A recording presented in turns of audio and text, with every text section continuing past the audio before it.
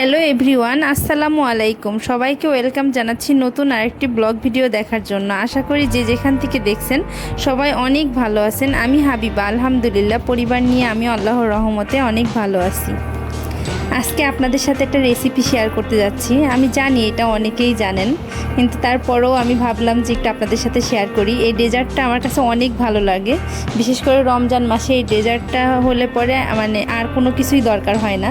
এটা খেলে একদম জীবনটা একদম মনে হয় যে ঠান্ডা হয়ে গেল, কলিজাটা ঠান্ডা হয়ে গেল এমন মনে হয়।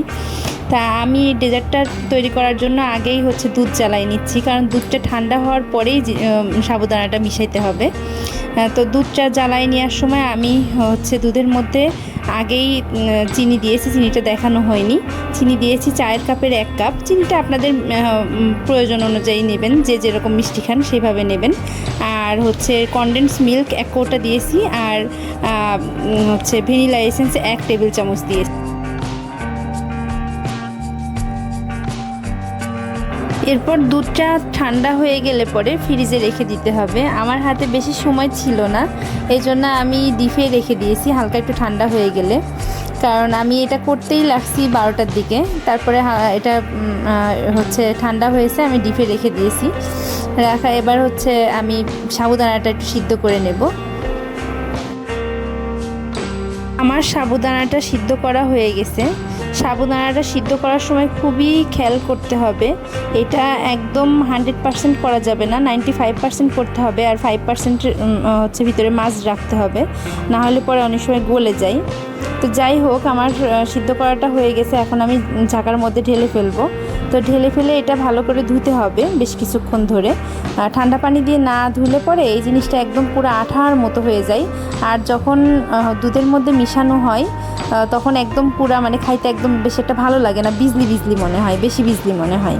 এই জন্য এটা ধুতে হবে। আবার এটাও খেয়াল রাখতে হবে, অনেক বেশি ধুইলে পরেও আবার বিজলি ভাবটা একদমই কেটে যায়, তখন মানে খাইতে ওইটাও ভালো লাগে না।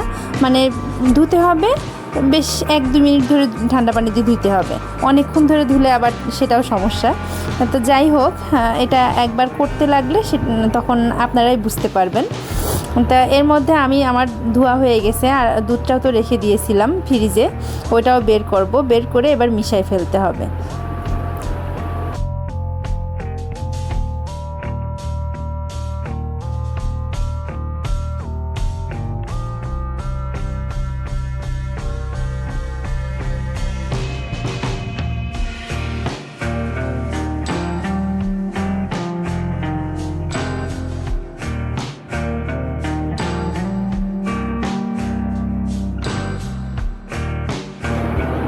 শরীরটা ভালো ছিল না, কিন্তু তারপরেও এইগুলো বানানো ভালোই খাটনি আছে। তো তারপরেও দেখলাম যে না, আমার ছেলেরা এগুলো খুব পছন্দ করে। যে কয়দিন আমি বেঁচে আছি সেই কয়দিন ওদেরকে আমি কোনো দিক দিয়েই কমতি রাখতে চাই না। তো আমি এই অসুস্থ শরীর নিয়ে আমি বানানো শুরু করলাম। আর দুধটাও এদিকে ঠান্ডা হয়ে গেছে, দুধটা বের করে ফেলছি। বের করে এখন সাবুদানাটা ধোয়াতে বেশ ভালোই ঝরঝরা হয়ে গেছে। তো এখন সাবুদানা দিয়ে এখন দুধের মধ্যে দিয়ে দেব, এটা মিক্সড করব। মিক্সড করার পরে আমার ঘরে আজকে সেরকম ফলমূল ছিল না, শুধু বাইরে থেকে আমি কলা নিয়ে আসছিলাম, আর লিচু কিনে নিয়ে আসছিলাম, লিচু জেলি, তারপর ওটা কি বলে যেন ম্যাঙ্গো জেলি। এগুলো পিস পিস করে কেটে তারপরে আমি ওটার মধ্যে অ্যাড করে দেব। তো এখন শুধু আমি সাবুদানাটাই অ্যাড করব, আর ওইটা আর একটু পরে এটা সাবুদানাটা অ্যাড করার পরে আবার ফ্রিজে রাখবো, আবার একটু ঠান্ডা হবে, তারপরে ওইগুলো অ্যাড করব।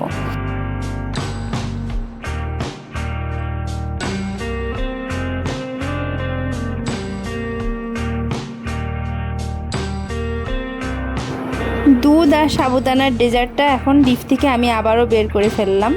এই পর্যায়ে এখানে একটু প্রথমে দেখে আমিও ভয় পেয়ে গেছি, মানে একটু দলা দলা মনে হচ্ছিল। আসলে একটু পরে 5 মিনিট পরে এটা আবার ফের দলা ছেড়ে গেছে, এটা বরফের কারণে একটু দলা দলা মনে হচ্ছিল, কিন্তু পরে আবার একদম প্রথমে যেরকম ঝরঝরা লাগছিল এরকম ঝরঝরাই হয়েছে। আর এদিকে আমি লিচিগুলো পিস পিস করে কেটে নিয়েছি, আর কিশমিশও দেবো এর মধ্যে। কলাগুলোও পিস পিস করে কেটে রাখছি, সব একসাথে অ্যাড করব।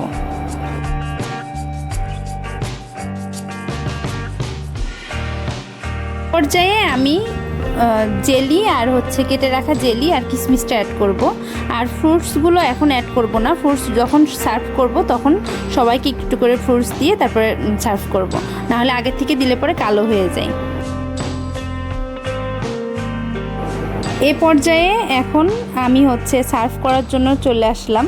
আর যেহেতু এখনও ইফতারির 20 মিনিট মতো সময় আছে, এখন আমি শুধু গ্লাসে মানে সার্ভ করব। আর খেয়ে তো দেখাইতে পারলাম না রিয়াকশনটা কেমন, যে এত মজা। আসলে আমি যখন খেয়েছি তার ভয়েস ওভারটা তারপরেই দিয়েছি, আসলে খুবই মজা হয়েছিল, খুবই সুন্দর হয়েছিল। আপনারা বাসায় একবার হলেও ট্রাই করবেন, এতটাও বেশি কষ্ট না। আর আজকে অনেক বেশি কথা বলে ফেললাম, ভিডিওটা আর লম্বা করব না। সবাই ভালো থাকবেন, আবার নতুন কোনো ভিডিওতে দেখা হবে।